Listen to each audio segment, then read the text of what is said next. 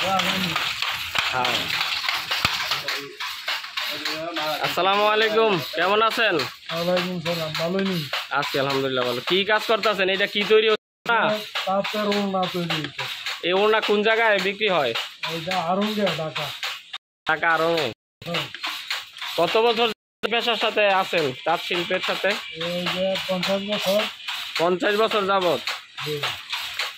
আর এখন আপনারা যে কাজগুলো করেন, দৈনিক কেমন ইনকাম হয়? আর ইনকাম দৈনিক 400-500 সর্বোচ্চ। হ্যাঁ, একটা সময় দেখা যেত তাঁত শিল্পের এই চারিদিকে গ্রামের অনেক মানুষ জড়িত ছিল, এখন তো আস্তে আস্তে এটা কমে যাচ্ছে। কারণ কি? এটার কারণ হইলো এটার এই মেশিনে ইয়া করছে, এটা মাইর দিচ্ছে। মেশিনটা আধুনিক না হওয়ার কারণে না? মেশিন এখানে দেখা যায় আপনার আলাদাভাবে বিদ্যুতের প্রয়োজন হচ্ছে না, আপনারা নিজে থেকে কাজ করতে পারতেছেন। এই বিদ্যুৎ না থাকার যেই ঘাটতি, তারপর এইভাবে হস্তশিল্পের সাথে কাজ করছেন, তাহলে তো আয় হওয়ার বেশি সম্ভাবনা। তারপর আপনারা কিন্তু সঠিক অর্থ পাচ্ছেন না, মজুরি পাচ্ছেন না। সঠিক মজুরি আমরা পাই না। এটার কারণ কি? মজুরি না পাওয়ার কারণ যারা মালিক তারা কি আপনাদের দিচ্ছে না, নাকি তারা সঠিক উচ্চ দামে বেশি বিক্রি করতে পারতেছে না? করতে হয় না, বেশি বাড়ায় মেশিনে বানাইলে এটা কমে বানিয়েছে। বেশি দিলে ক্যারিং খরচ বেশি। মালিক পক্ষের সাথে আমরা কথা বলছিলাম, তারা বলছে আমাদের যাদের কাছে আমরা বিক্রি করি, যারা দাদা তারা তারা দামটা নিজেরাও জানে না। এটার মূল্য কারণ মানে এখানে মাঝখান থেকে আরেকটি পক্ষ ব্যবসা করে নিতেছে। যারা তাঁতি তারাও দাম পাচ্ছে না, যারা ব্যবসা করছে তারাও কিন্তু লাভবান হচ্ছে না।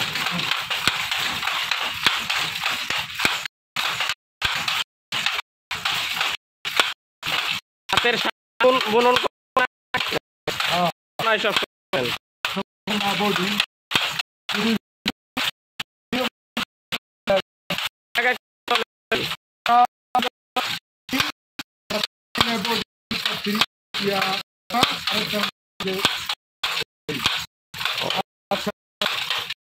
বিভিন্ন কলের ডিপেন্ড করে।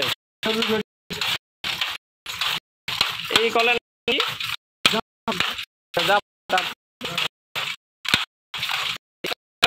অনেক বড়,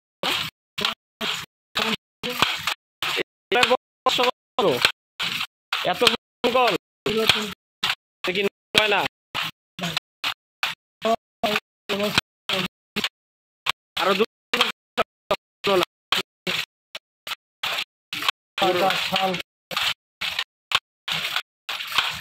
এই তাঁতকল বছরের ঐতিহ্য ধারণ করে 5 বছর থেকে 7 বছর কম করলেও যেহেতু কাজ করা হয়, এই তাঁতকলগুলো কিন্তু পূর্বের মতো থাকে। এই জাপানি তাঁতকলগুলো বর্তমান সময়ে বিলুপ্তির পথে, কিন্তু যারা পূর্ব থেকে নিয়েছেন এই তাঁতকলগুলো এই পূর্বের মতো এখনও কিন্তু স্বাভাবিক গতিতে কাজ করা যাচ্ছে। এই কোনো কিছু নষ্ট হইলে ঠিক করে কে? আমরা আপনারা ঠিক করতে পারেন নিজেরাই, নিজেরাই সব কিছু।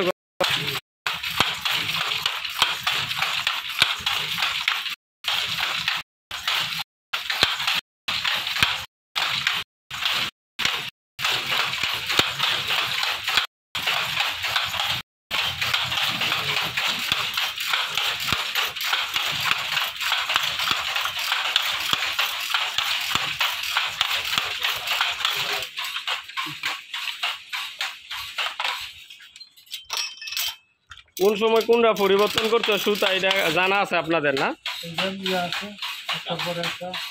মানে কতটুকু হইলে আবার চেঞ্জ করেন?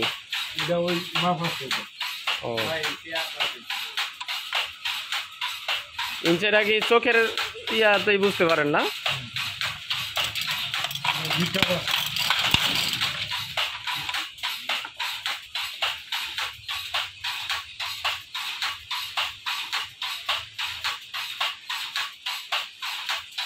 একের পর এক মাকুরের সাথে যে সুতার নাটাই সেটা পরিবর্তন করে দিয়ে আস্তে আস্তে বুননের মাধ্যমে তাঁত শিল্পটা কিন্তু চলে এবং এই শিল্পের মাধ্যমেই মানুষ তাদের জীবিকা নির্বাহ করছেন। এবং এই শিল্পটা পুরাতন তাঁত শিল্প, যে জামদানি শাড়ি এবং ওড়না থ্রি পিস বিশ্বের অনেক দেশে এই তাঁত শিল্প রপ্তানি হয় এবং চলে যায়। এবং যারা এই শিল্পের সাথে সংশ্লিষ্ট রয়েছেন তারা কিন্তু ওই রকমভাবে